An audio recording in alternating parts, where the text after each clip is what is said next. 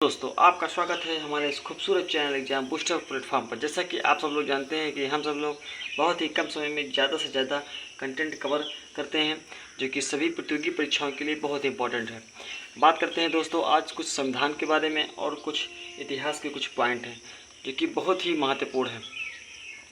अगर आपको वीडियो अच्छी लगी तो प्लीज़ लाइक, सब्सक्राइब और शेयर करना। चलिए दोस्तों बात करते हैं, जैसे कि संविधान सभा में राष्ट्रगान कब अपनाया गया है, यानी संविधान सभा में राष्ट्रगान कब अपनाया गया। तो राष्ट्रगान की अगर बात करते हैं हम तो वह जो है 24 जनवरी 1950 को अपनाया गया। और वहीं राष्ट्रगीत की बात कर लेते हैं तो वो भी 24 जनवरी 1950 को अपनाया गया।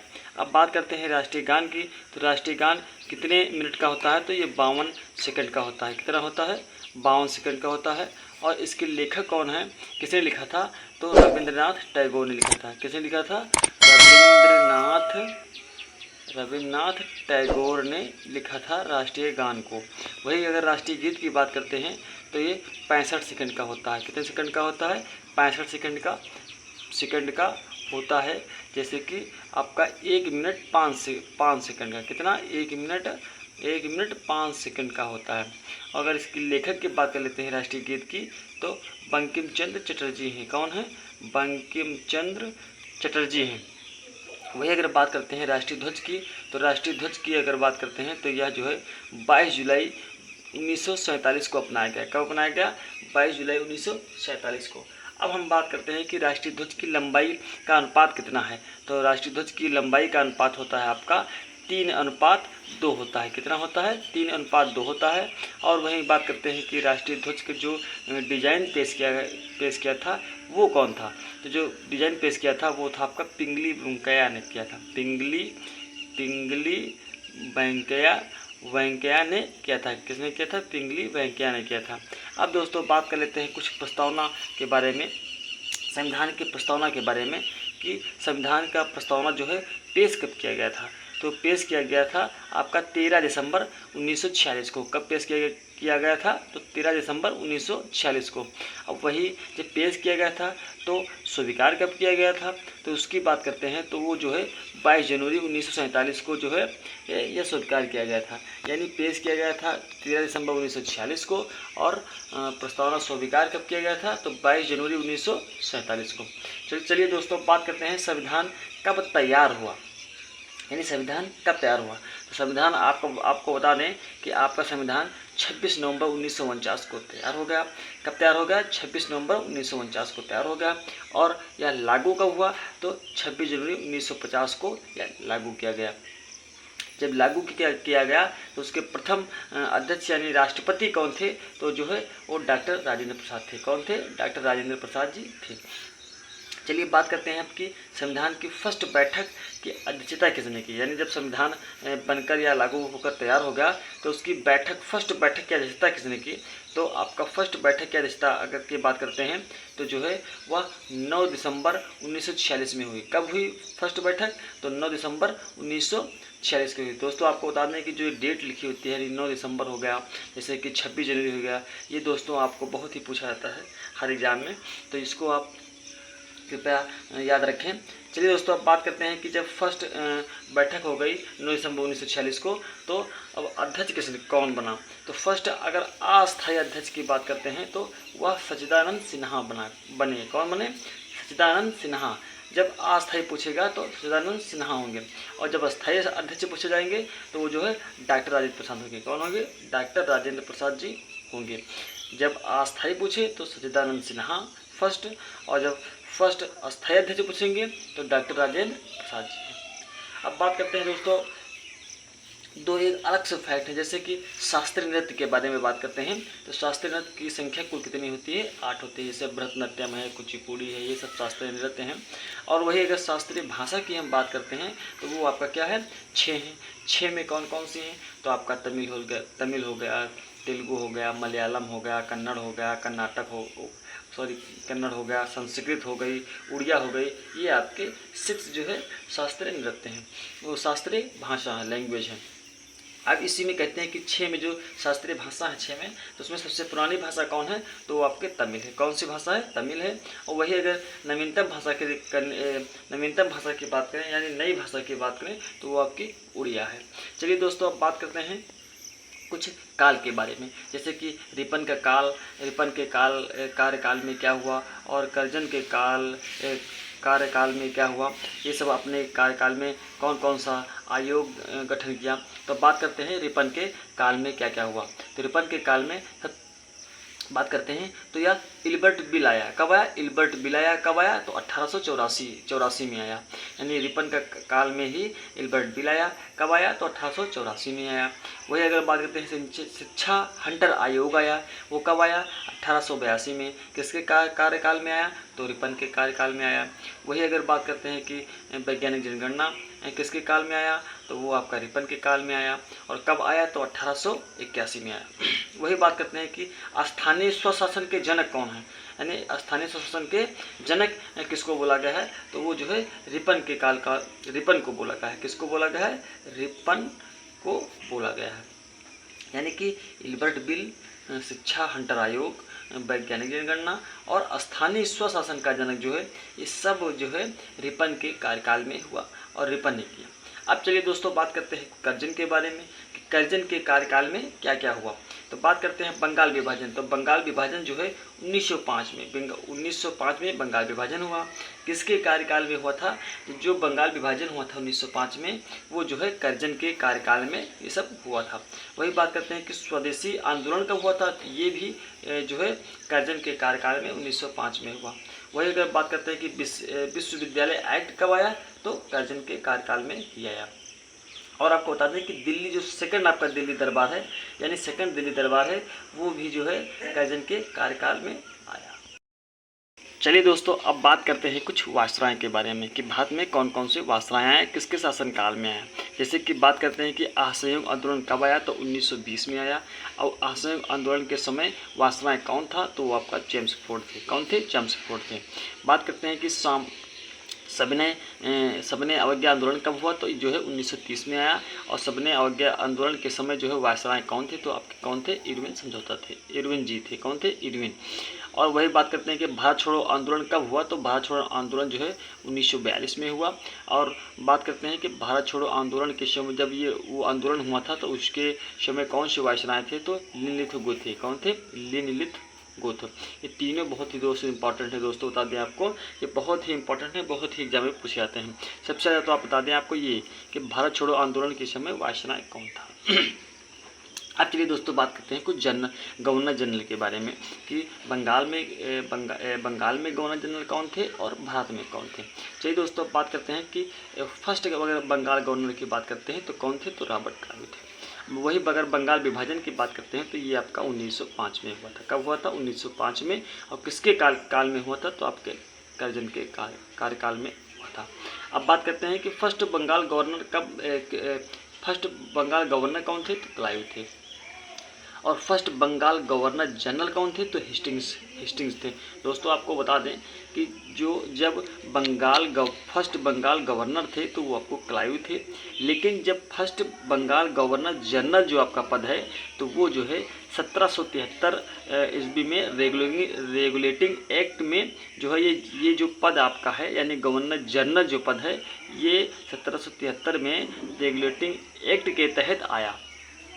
चलिए अब बात करते हैं कि फर्स्ट भारत के गवर्नर जनरल कौन थे, तो आपको विलियम बेंटिंक थे। कौन थे, फर्स्ट भारत के गवर्नर जनरल। अब दोस्तों बताते हैं कि अभी तक तो बंगाल का गवर्नर और बंगाल का गवर्नर जनरल ये दो पद थे। तो किसके तहत में थे, 1773 रेगुलेटिंग एक्ट के तहत ये दोनों गवर्नर जनरल और गवर्नर आते थे। लेकिन अब बता दें कि यहाँ पे बंगाल का गवर्नर जनरल को पद हटाकर जो है ये आपका भारत का गवर्नर जनरल पद रखा गया। किसके तहत रखा गया, तो 1833 ईस्वी में चार्टर एक्ट के तहत जो है ये आपका भारत का गवर्नर जनरल पद ऐड किया गया। और पहला गवर्नर जनरल कौन थे, तो आपका विलियम बेंटिंक थे। अब बात करते हैं कि फर्स्ट भारत के वायसराय कौन थे, तो फर्स्ट भारत के वायसराय जो थे आपके कैनिंग थे। कौन थे? कैनिंग थे।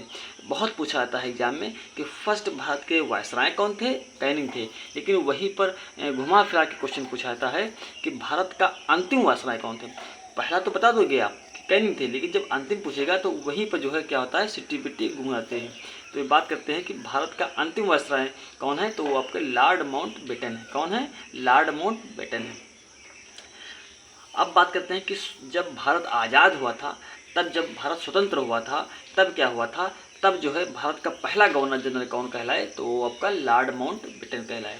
दोस्तों आपको बता दें, बहुत कन्फ्यूजन करता है हर एग्ज़ाम में कि इसमें दोनों एक ही चीज़ में हुआ था, क्योंकि भारत के जब जो अंतिम वायसराय था, यानी आप यहाँ पे कंठस्थ करके देख लीजिए कि कौन सा पॉइंट यहाँ पे बोले जाते हैं कि वायसराय की हम बात करते हैं तो वो लॉर्ड माउंटबेटन थे। कब? भारत का अंतिम वायसराय। और वहीं पर अगर जब भारत अपना आज़ाद हुआ तो वही बात करते हैं कि स्वतंत्र भारत का पहला गवर्नर जनरल, यानी जो है गवर्नर जनरल की यहाँ पे बात कर रही है। यहाँ पे वायसराय की बात हुई अंतिम, तो माउंटबेटन भी। और वहीं पे अगर बात करते हैं कि भारत का पहला गवर्नर जनरल कौन थे, तो वो भी लॉर्ड माउंटबेटन थे।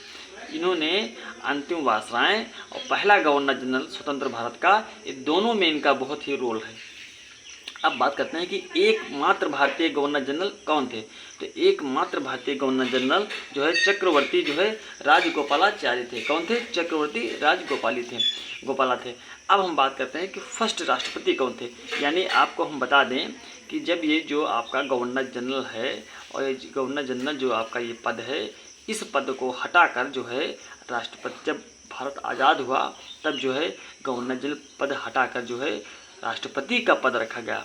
तब जो उस समय जो फर्स्ट राष्ट्रपति थे आपके, तो वहाँ वो जो थे डॉक्टर राजेंद्र प्रसाद थे। कौन थे? डॉक्टर राजेंद्र प्रसाद जी थे। अब बात करते हैं कि हड़प्पा की जो है संस्कृति क्या है, यानी हड़प्पा की जो है संस्कृति क्या है। तो वहाँ अगर बात हम करते हैं तो जैसे कांस्य की नृत्य की मूर्ति, क्या कांस्य की नृत्य की मूर्ति कहाँ पर थी, तो मोहनजोदड़ो थी। कहाँ पर थी? मोहनजोदड़ो। अब बनते हैं मनके बनाने का कारखाना कहाँ पर ये है, तो कहाँ पर है? चौहदड़ो में है। कहाँ पर है? चौहदड़ो में।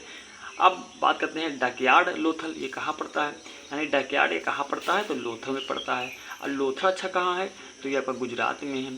अच्छा, एक नया क्वेश्चन बन के आया है कि हाल ही जल्दी में कि समुद्री संग्रहालय कहाँ बनने की तैयारी है, तो वो आपके गुजरात में यानी लोथल में जो है समुद्री संग्रह बनने की तैयारी है। अब बात करते हैं कि जुते हुए खेत के परिणाम कहाँ पर मिले, तो जुते हुए खेत के परिणाम जो है कालीबंगा में, एक कहाँ पर मिले? राजस्थान में। कालीबंगा जो कहाँ पड़ता है, तो राजस्थान पड़ता है। दोस्तों आपको बता दें कि कालीबंगा किसके नाम पर कालीबंगा पड़ा, तो वहाँ पर जो है काली चूड़ियाँ के नाम पर, काली चूड़ियाँ के नाम पर जो है ये कालीबंगा नाम पड़ा। अब बता दें कि घोड़े की हड्डी के अवशेष जो है कहाँ पर मिले, तो घोड़े के हड्डी के अवशेष जो है सुतका के डोर में मिले। कहाँ पर मिले? सुतका के डोर में। आपको बता दें कि बहुत ही इम्पोर्टेंट है एग्जामों में एक ये वाला कि जुते हुए खेत का परिणाम कहाँ पर मिले, जो कि कालीबंगा में। और बता दें ये वाला डकयार्ड यानी लोथल जो है कहाँ पर है? गुजरात में है। ये जो समुद्री संग्रह है जल्द ही बनने वाला है, इसी को ध्यान में रखते हुए ये जो है क्वेश्चन बहुत ही इम्पोर्टेंट है। और मन के बनाने का कारखाना ये भी बहुत ही इम्पोर्टेंट है। अब चलिए दोस्तों बात करते हैं कुछ वेद के बारे में। वैसे अगर बात करते हैं तो वेद के बारे में, तो वेद कितने होते हैं? 4 होते हैं, ठीक है। लेकिन वहाँ पे वेद त्रय के बारे में बात करते हैं, यानी त्रय मीन्स होता है 3, यानी वेद कितने होते हैं? वेद 3 वेद की बात करते हैं। तो वो आपका वेद त्रय में कौन कौन वेद आते हैं, तो आपका ऋग्वेद और आपका यजुर्वेद और आपका सामवेद आते हैं। अब चलिए दोस्तों बात करते हैं वेद के बारे में। जैसे कि वेद कितने होते हैं, तो वेद आपका 4 होते हैं। सबसे प्राचीन वेद की बात करते हैं, सबसे प्राचीन वेद कौन है, तो वो आपका ऋग्वेद ही है। अब बात करते हैं कि ऋग्वेद है तो उसमें एक मंडल और सूक्त कितने होते हैं, तो 10 मंडल होते हैं और 1028 जो है कितने सूक्त होते हैं, कितने होते हैं? 1028 सूक्त होते हैं। अब चलिए दोस्तों बात करते हैं कि 9th मंडल में, 3rd मंडल में और 10th मंडल में ये सब में क्या आता है। तो 9th मंडल में अगर बात करते हैं, 9वें मंडल में बात करते हैं तो आपका सोम देवता आते हैं। कौन आते हैं? सोम देवता आते हैं। और 3rd मंडल की अगर बात करते हैं तो उसमें गायत्री मंत्र आता है। और अगर 10th मंडल की बात करते हैं तो उसमें जो है पुरुष सूक्त आते हैं। क्या आते हैं? पुरुष सूक्त में आते हैं और उसमें 4 वर्ण होते हैं। कौन से 4 वर्ण होते हैं? आपका शूद्र होते हैं, क्षत्रिय होते हैं, वैश्य हो गए हैं, वैश्य होते हैं और ब्राह्मण होते हैं। ये 4 जो है वर्ण आते हैं इसमें। अब दोस्तों चलिए बात करते हैं, ये क्वेश्चन बहुत ही पूछा गया है, क्योंकि पिछली जो है आपका बोल दें कि जो पेट था और वो था क्या बोलते हैं पीसीएस का पेपर था, उसी में जो है क्वेश्चन पूछा गया था कि सबसे उत्तर में क्या पड़ता है। तो बता दें आपको कि सबसे उत्तर में पड़ता है आपका मांडा पड़ता है। क्या पड़ता है? मांडा। ये किस राज्य में, स्टेट में है? तो ये आपका जम्मू कश्मीर में है। और किस नदी पे है? तो चेनाब नदी पर है। यानी उत्तर की बात करते हैं तो मांडा ये किस स्टेट में है? जम्मू कश्मीर में। और किस नदी पे? तो चेनाब नदी पर। वही अगर बात करते हैं दक्षिण में तो ये दैमाबाद है। कहाँ पर, किस स्टेट में पड़ता है? तो महाराष्ट्र में पड़ता है। और किस नदी में पड़ता है? तो गोदावरी नदी पर पड़ता है। अब दोस्तों बात करते हैं कि पूरब से पश्चिम में क्या क्या पड़ता है। तो पूरब की अगर बात करते हैं तो आलमगीरपुर है, सबसे पूर्वी जो है आलमगीरपुर है। और किस नदी पे है? तो हिंडन नदी पर है। हिंडन नदी कहाँ पर पड़ती है? तो यूपी में पड़ती है। कहाँ पड़ती है? यूपी में। अब बात करते हैं दोस्तों पश्चिम के बारे में कि पश्चिम में कौन क्या पड़ता है? तो सुतका केडोर पड़ता है। और कहाँ पर है? बलूचिस्तान में है। और किस नदी पे है? तो दस्क नदी पे है। दास्क नदी पे। कौन है? दास्क नदी पे है। एक बार फिर से दोस्त रिपीट करते हैं कि उत्तर में आपका मांडा पड़ता है, दक्षिण में आपका दैमाबाद पड़ता है, और पूरब में आपका आलमगीरपुर पड़ता है, और पश्चिम में आपका सुतका के डोर पड़ता है। चलिए दोस्तों बात करते हैं कि सत्यमेव जयते का उल्लेख किस उपनिषद में किया था। तो सत्यमेव जयते का उल्लेख जो है मुंडको उपनिषद में किया था। किसके उसमें किया था? मुंडको उपनिषद में किया गया था। अब दोस्तों बता दें कि आपको वेदांग कितने होते हैं। तो वेदांग हमारे कितने होते हैं? टोटल 6 होते हैं। उसमें कौन कौन से आते हैं? तो आपका शिक्षा आता है, व्याकरण आता है, कल्प आता है, छंद आता है, निरुक्त आता है और ज्योतिष आता है। दोस्तों अगर आपको वीडियो पसंद आई हो, अच्छी लगी हो, तो प्लीज़ लाइक, सब्सक्राइब और शेयर करो, और प्लीज़ चैनल को सपोर्ट करो।